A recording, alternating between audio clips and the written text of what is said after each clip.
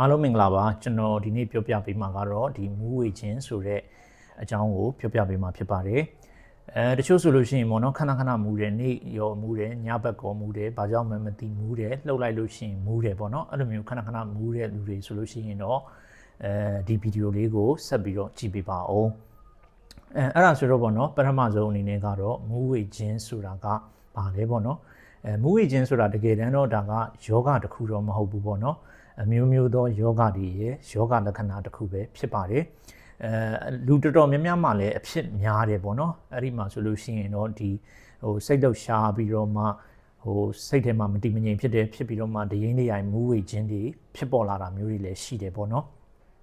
စိတ်လှုပ်ရှားခြင်းပေါ့နော်ပြီးတော့မှဒီအချို့သောဆေးတွေကြောင့်မလို့မူးဝေတာမျိုးတွေရှိသလိုဒီအုံနောက်နဲ့အာရုံကြောနဲ့ပတ်သက်ပြီးတော့မူးဝေတာမျိုးတွေလည်းရှိတယ်မူးဝေရတဲ့အကြောင်းရင်းတွေကတော့အမျိုးမျိုးရှိတယ်ဒီအကြောင်းရင်းတွေပေါ်မူတည်ပြီးတော့မှဒီအကြောင်းရင်းတွေကိုကုသပြီးတော့မှမူးဝေခြင်းကိုရှော့ချပေးရမှာတော့ဖြစ်ပါတယ်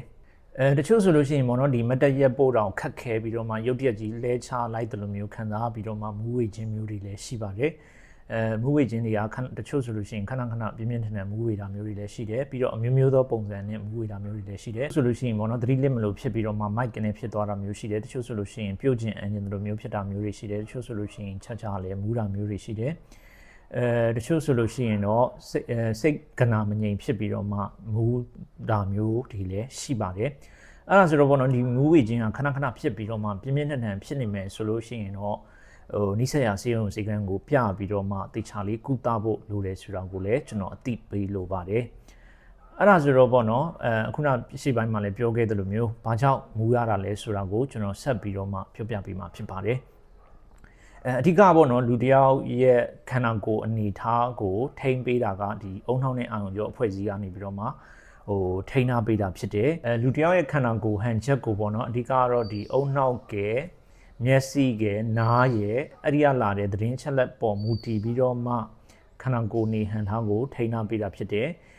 ဒီကလာတဲ့သတင်းချက်လက်ပေါ်မူတည်ပြီးတော့မှအုံနှောင်းနဲ့အာရုံကြောအဖွဲ့အစည်းကနေပြီးတော့မှထိန်းထားပေးတာဖြစ်ပါတယ်အကယ်၍ခန္ဓာကိုယ်နေဟန်ထားကိုအုံနှောက်မျက်စိနားတွေကနေလာတဲ့ဒီသတင်းချက်လက်မှာတစ်ခုခုချို့ယွင်းတာပျက်စီးတာရှိပြီဆိုလို့ရှိရင်တော့မူးဝေခြင်းဆိုပြီးတော့ဖြစ်ပေါ်လာတာတော့ဖြစ်ပါတယ်နားအတွင်းပိုင်းမှာရှိတဲ့ယောဂါတွေပေါ့နော်ပြီးတဲ့ခါကျတော့ဒီအုံနှောင်းနဲ့အာရုံကြောနဲ့ဆိုင်တဲ့ယောဂါမျိုးတွေပြီးတော့ဒီအခြားသောအကြောင်းရင်းမျိုးမျိုးကြောင့်မို့လို့မူးဝေခြင်းတွေကိုဖြစ်ပေါ်လာခြင်းဖြစ်ပါတယ်အဲဆိုတော့ဒီမူးဝေခြင်းကိုဖြစ်ပေါ်လာတဲ့အကြောင်းရင်းတွေကိုကျွန်တော်ဆက်ပြီးတော့ပြောပြပေးမှာဖြစ်ပါတယ်ပထမဆုံးအနေနဲ့ကတော့နားအတွင်းပိုင်းမှာဖြစ်ပေါ်လာတဲ့ယောဂါမျိုးတွေဖြစ်ပါတယ်အဲ့ဒါတွေကတော့ခေါင်းလှုပ်လိုက်လို့ပေါ့နော်ခေါင်းလှုပ်လိုက်လို့ချာလဲမူးတာမျိုးတွေနားအတွင်းပိုင်းရောင်ရမ်းတာမျိုးတွေနားအတွင်းပိုင်းမှာရှိတဲ့အာယုံကြောရောင်ရမ်းတာမျိုးတွေခန္ဓာကိုယ်နေဟန်ထားပျက်စီးတဲ့ဟာမျိုးတွေခါကြတော့နားအတွင်းပိုးဝင်ခြင်းတွေဖြစ်ပါတယ်အခြားသောမူးဝေခြင်းတွေကိုဖြစ်ပေါ်စေတဲ့အကြောင်းရင်းတွေကတော့ဒီသွေးအားနေတဲ့ယောဂမျိုးတွေပြီးတဲ့ခါကျတော့နှလုံးနဲ့ဆိုင်တဲ့ယောဂမျိုးတွေနှလုံးခုန်လုံးမမှန်တာတို့သွေးပေါင်ချိန်ကျတာတို့ပြီးတဲ့ခါကျတော့ဒီသွေးကြောပိတ်တာမျိုးပေါ့နော်အဲ့လိုမျိုးယောဂမျိုးတွေနောက်ပြီးကြတော့နားအတွင်းမှာရှိတဲ့ကင်ဆာမဟုတ်တဲ့အလုံးကျိတ်တွေဖြစ်ပွားနေတာမျိုးတွေပေါ့နော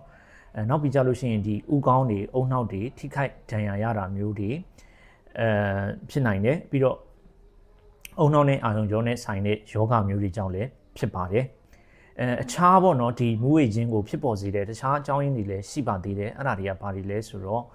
စိတ်ဖိစီးခြင်းတွေစိတ်လှုပ်ရှားခြင်းတွေကြောင့်လည်းဖြစ်နိုင်တယ်ပြီးတော့မှသွေးထဲမှာရှိတဲ့အချိုဓာတ်တွေကျဆင်းခြင်းကြောင့်လည်းဖြစ်နိုင်တယ်ပြီးတဲ့အခါကျတော့ဒီကာဗွန်မိုနောက်ဆိုက်အဆိပ်သင့်ခြင်းဆိုတဲ့ယောဂမျိုးတွေလည်းဖြစ်နိုင်တယ်ပြီးတော့အချို့ဆေးတွေပေါ့နော်အဓိကအဖြစ်သွေးပေါင်ကျစေမျိုးတွေကြောင့်လည်းဖြစ်နိုင်တယ်ပြီးတဲ့အခါကျတော့ရေဓာတ်ဆုံးရှုံးခြင်းပေါ့နော်အဲ့လိုမျိုးကိစ္စမျိုးတွေကြောင့်လည်းဖြစ်နိုင်ပါတယ်နောက်ပြီးကြတော့ဒီရွေ့ရှားခြင်းကြောင့်မို့လို့ပေါ့နော်မူးဝေခြင်းတွေလည်းဖြစ်တတ်ပါတယ်အဲ့ဒါဆိုတော့ပေါ့နော်ဒီမူးဝေခြင်းကိုကျွန်တော်တို့ဘယ်လိုကုသလို့ရမလဲပေါ့နော်အဓိကကတော့ဒီမူးဝေခြင်းတွေကိုကုသမယ်ဆိုလို့ရှိရင်တော့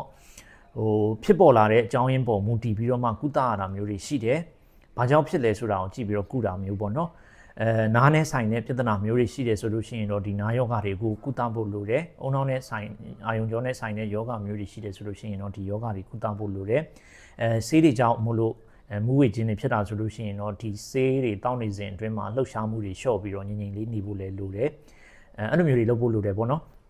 မူးဝေခြင်းတွေကခဏခဏလည်းဖြစ်လာတယ်ပို့ပြီးတော့လည်းပြင်းထန်လာတာမျိုးတွေလည်းရှိတယ်ပေါ့နော်အဲ့ဒါတွေကဘာအကြောင်းဖြစ်နိုင်လဲဆိုတော့ဒီမူးဝေခြင်းတွေကနေပြီးတော့မှ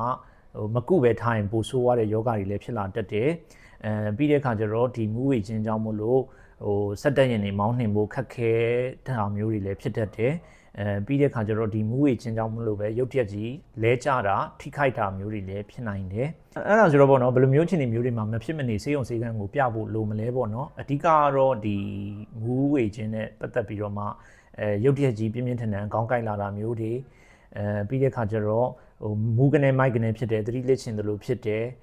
ဖြားတယ်တက်တယ်မောတယ်ရင်တုံတယ်ပေါ့နော်ပြီးတဲ့ခါကျတော့ခေါင်းထိခိုက်ဒဏ်ရာရတာမျိုးတွေရှိတယ်ဆိုလို့ရှိရင်တော့ချက်ချင်းစေုံစေကန်းကိုပြဖို့လဲလိုပါတယ်ဥဝေခြင်းတွေကိုကိုယ်တိုင်ကုသလို့ရလာပေါ့နော်အိမ်မှာကုသလို့ရလာတကယ်တမ်းတော့အိမ်မှာဒါကကုသလို့တော့မရဘူးဒါပိုမဆိုးအောင်လို့တော့နေထိုင်လို့တော့ရတယ်ပေါ့နော်အကယ်၍မူးလာတယ်ဆိုလို့ရှိရင်တော့ငြိမ်ငြိမ်လေးလှဲနေတာမျိုးတွေလှုပ်ဆောင်အောင်မှဖြစ်ပြီးတော့မှထိုင်ထတဲ့ခါမျိုးတွေမှာဆိုလို့ရှိရင်ဖြည်းဖြည်းနဲ့တတိနဲ့ထိုင်ထလုပ်ဖို့လဲလိုပါတယ်ဆိုတော့ပေါ့နော်ဒီမူးဝေခြင်းတွေဖြစ်လာပြီဆိုလို့ရှိရင်ဘာတွေလုပ်လို့ရမလဲပေါ့နော်ဘာတွေလုပ်ဖို့လိုမလဲပေါ့နော်စမ်းသပ်စစ်ဆေးမှုတွေလုပ်ဖို့လိုမလားပေါ့နော်